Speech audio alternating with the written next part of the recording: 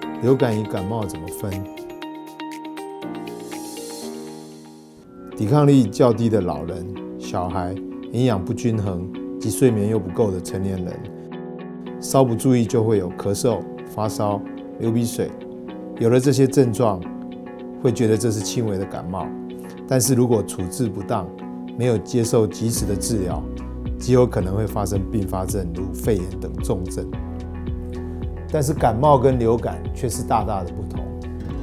感冒是由数百种以上不同的病毒所造成，流感的致病源就是流感病毒。所谓感冒，它较少引起全身性的症状，不太会发烧，主要是流鼻水、鼻塞、喉咙痛、咳嗽等呼吸道的症状。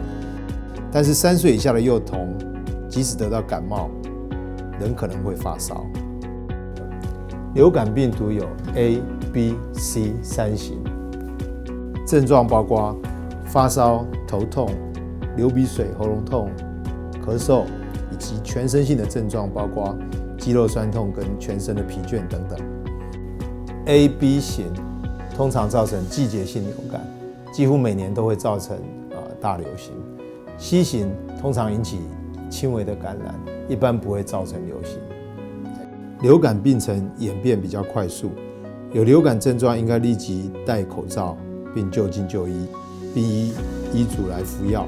痊愈的时间一般会比感冒来得长，若症状严重，有可能会需要几个星期才会完全的康复。高危险群的病人可能引发严重的并发症。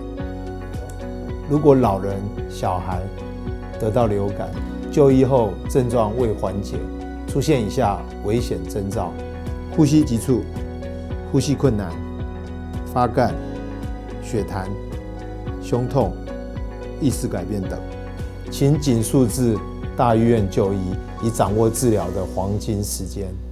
预防流感最好的方法就是施打流感疫苗，约需2周才能产生保护力。除了可以预防感染之外，就算感染，症状也会减轻，还能降低肺炎等并发症几率。贴心提醒：不论流感或是一般感冒，都是透过飞沫或接触来传染。勤洗手，注意个人的卫生。出入公共场所应该要戴口罩。